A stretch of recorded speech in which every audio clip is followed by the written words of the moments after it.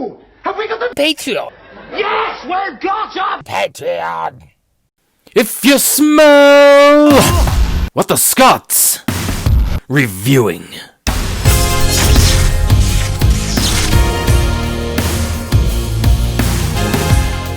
Hello interwebs, it's Scott from Admiralty Entertainment, and today we're looking at the WWE Elite Collection Series 69 The Rock from Mattel. Third generation professional wrestler Dwayne Johnson, that's The Rock for nobody who watches bad Disney movies, was one of the top stars of the Attitude Era of the late 90s. He featured in some of the highest rating segments during the Monday Night Wars, participated in iconic matches, and coined catchphrase The Rock says after catchphrase jabroni after catchphrase Who are you two Rudy Poos?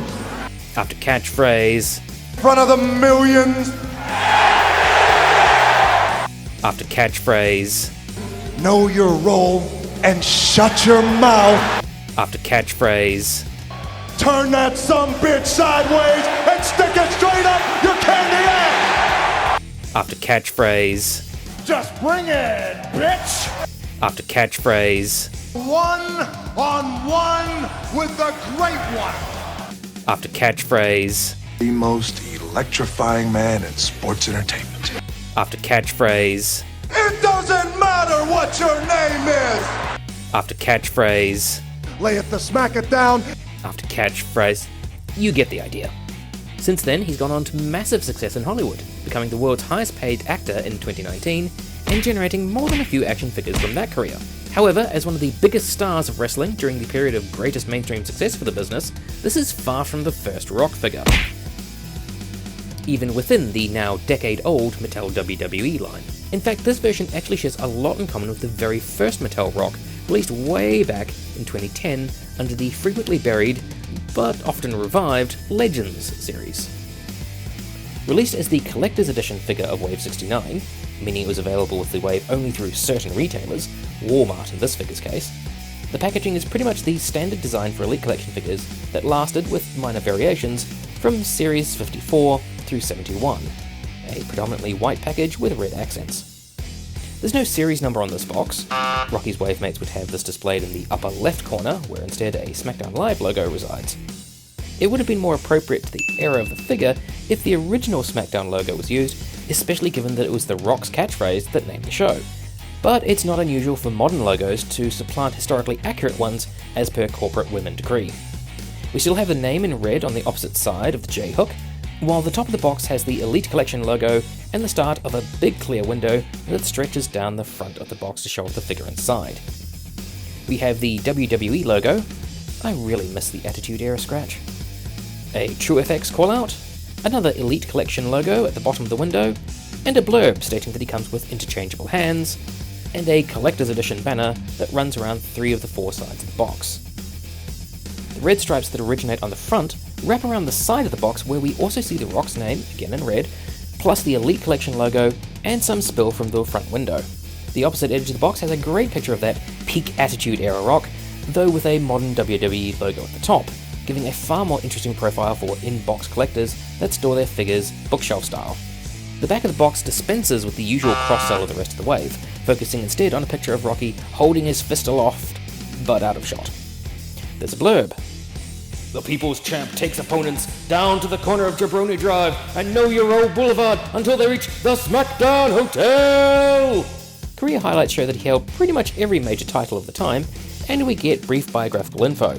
That he's from Miami, Florida, weighs 260 pounds, 118 kilos, stands 6 foot 5 inches, 1.98 meters, and has the rock bottom as his finisher. There are the standard accoutrements with an Elite Collection logo, WWE Authentic Hologram sticker, and name, with another TrueFX callout, WWE.com and WWE Network logos, plus info on how recyclable the packaging is. All up, it's a nice and clear packaging style, if not terribly exciting or that particularly individualized for a truly top-tier talent, but it'll fit in well with your collection if you're an in-boxer. I, however, am not, so as the Michael Jordan of wrestling figure collecting says, It's time to let 'em breathe. out of the box, this version of The Rock is essentially a remake of the Legends Series 3 release, same ring gear, same shirt, same glasses, but with a number of definite upgrades. Accessories-wise, We get the same opaque gold rimmed glasses as first seen in the Legends release. They're just solid gold plastic with the lenses painted. And that fits nicely in place on the figure's face. And snug enough that they're quite secure once on.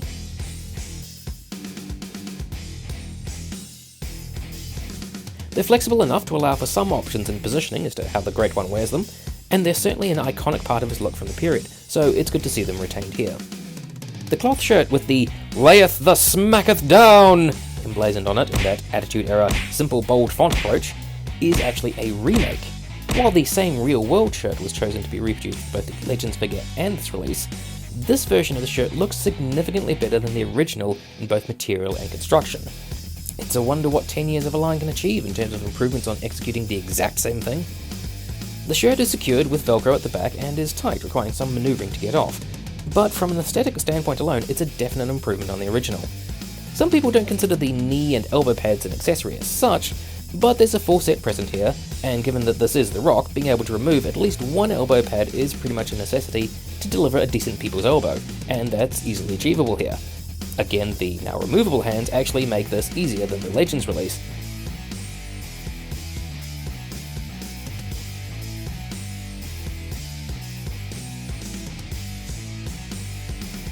We also get a SmackDown branded microphone, which, for such an undisputed master of the mic as The Rock, is an excellent and appropriate addition, especially since it has the era-appropriate logo on it. They've actually put the SmackDown logo transfer on top of the modern network-style WWE logo. That's a sculpted element on the microphone, which is distracting but not obvious unless viewed very closely.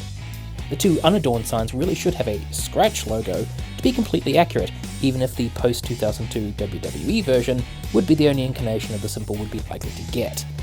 It's nice to get some period-specific equipment, but it's a shame they couldn't have a line that transfers differently, used a blank sculpted microphone, or gone the whole hog and give us the correct alternating SmackDown and Scratch logos right the way around. Straddling the line between accessories and the figure itself, we get interchangeable hands, 3 full sets. There's a pair of solid fists, 2 open palms, and a couple of grasping hands with the right hand slightly more open than the left to allow for easier mic holding. The hands swap out easily enough,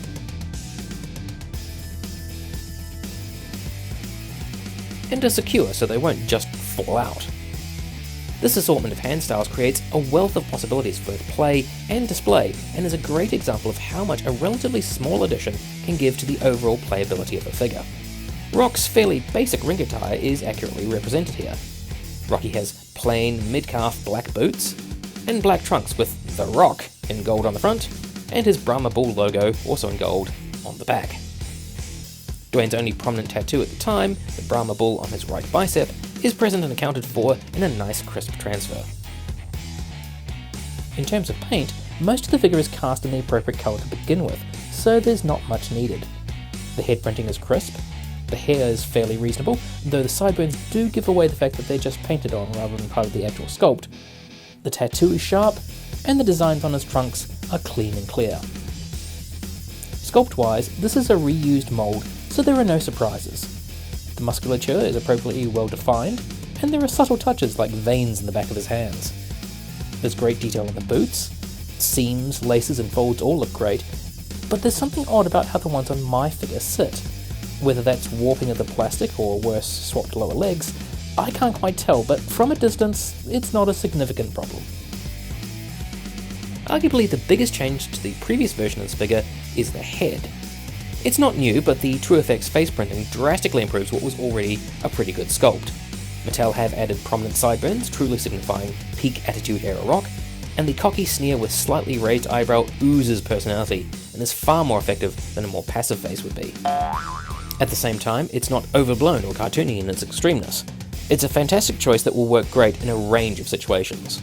On my figure, there is a slight moulding problem that leaves the nose looking a little off, which is unfortunate, but mostly only noticeable at significant close range. The articulation is standard for an Elite Collection figure.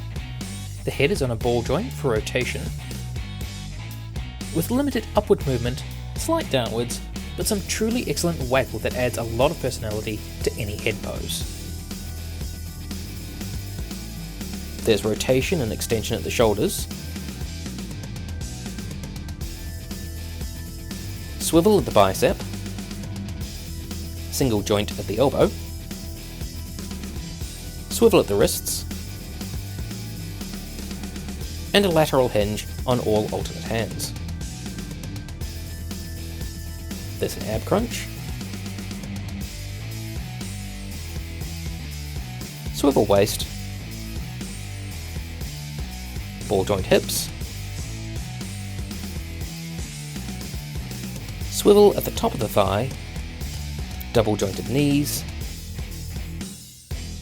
There's a very tight and limited boot swivel that's not really a great deal of use, hinge ankles that are extremely tight with this figure, and some slight pivot on the same joint.